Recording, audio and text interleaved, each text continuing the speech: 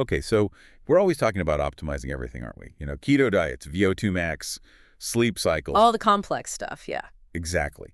But then you look behind the scenes at the real basics of how we function. Mm. And it turns out the simplest thing, water, is often the one we just, well, forget about. That's precisely the point our source makes this article, hydration, the often overlooked key to optimal health. It really highlights that paradox. We focus so much on diet and exercise. The building blocks, the effort. Right. But we ignore the solvent. Physiologically, water isn't an add-on. It's like the medium everything else happens in. So our goal today for you listening is to really cut through that, get past the usual drink more water advice, and understand the specific reasons why it's so crucial. It's about knowing why skimping on fluids basically undermines, well, pretty much every health goal you have. Yeah. We want those deeper insights. Okay, so let's start with what water actually does. Most people know it helps regulate body temperature, right? Right. But that's just scratching the surface. Right. There's so much more going on under the hood. Exactly. We need to look at the infrastructure. Okay, let's jump into those core roles then. You mentioned temperature, but what about, say, its job as a delivery system? That seems fundamental. Absolutely fundamental. The first big area is circulation and detoxification. Water is just critical for healthy blood flow. How so? Well, when you get dehydrated, the amount of water in your blood plasma actually drops. And what happens then is your blood gets thicker, more viscous. So it's literally harder to pump around. Your heart has to work overtime. Precisely. It's less efficient. And that directly impacts the second key function, moving nutrients to your cells and waste products away from them. The delivery and removal service. Yes. If blood flow slows down, oxygen and nutrients struggle to get where they need to go, especially to, the extremities.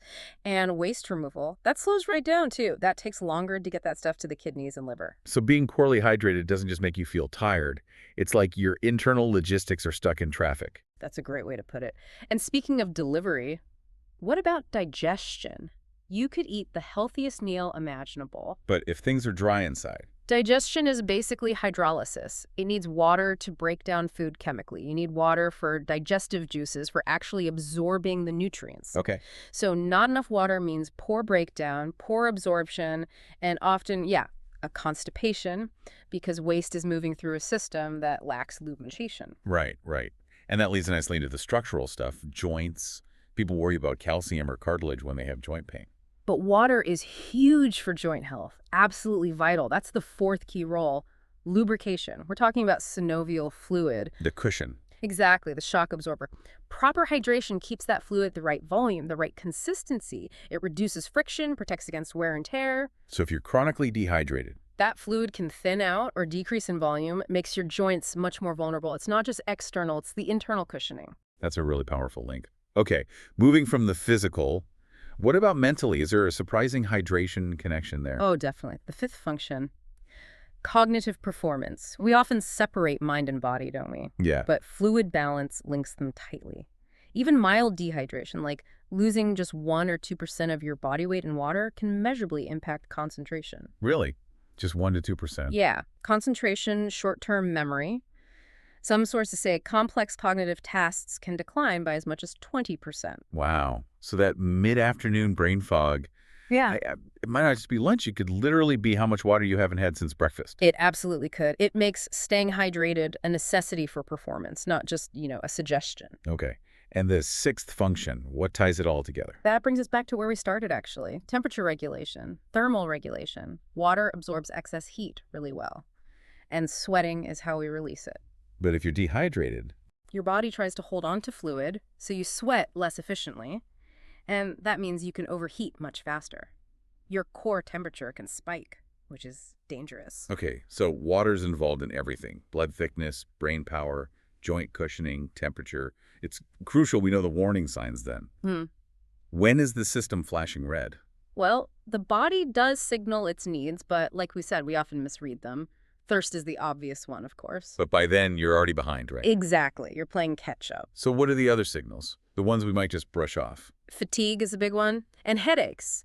That sluggish feeling or that tension headache that creeps in, often that's your brain needing fluid, not, needing caffeine. Yeah, the fatigue one gets me. It's so easy to just reach for coffee. Well, What else points to system stress? related to digestion, constipation is a clear sign. Then there are physical things like dry skin. The body prioritizes internal organs over the skin when fluid is low. Makes sense. And the easiest check, urine color. If it's dark, concentrated yellow, that's a direct message. Drink water now. And finally, that lower blood volume we talked about. That can lead to dizziness or feeling lightheaded sometimes. So we've got thirst, fatigue, headache, dry skin, constipation, dark urine, and dizziness. Basically a checklist for a system-wide slowdown. Pretty much covers the main flags, yeah. Right. So we know the consequences. Let's switch to the solutions. For you listening, wanting practical steps, what are the high-impact things to do? Okay, the starting point is often that daily target. Aim for at least 8 glasses of water a day. It gives you something concrete. A benchmark. Exactly. But how you get there matters. And that's where habit stacking comes in, right? The source talks about carrying a reusable water bottle. Seems simple. But it works. Having it visible, always there, encourages those small, frequent sips all day long, which is generally better than chugging huge amounts infrequently. Okay, good tip. What else? Remember, you can eat your water too. Incorporate water-rich foods. Like fruits and veggies. Yeah, things like cucumbers, strawberries, celery, watermelon. They add to your fluid intake. Plus, they often have electrolytes, which help with absorption and balance. Ah, okay. That touches on something important. Not all liquids are created equal, are they? The source warns about sugary drinks. Why is that? It's about osmotic balance. Really high sugar concentrations can actually pull water out of your cells, at least temporarily, into your gut. So it could kind of counteract your hydration efforts. Potentially, yeah, especially if you're drinking a lot of them.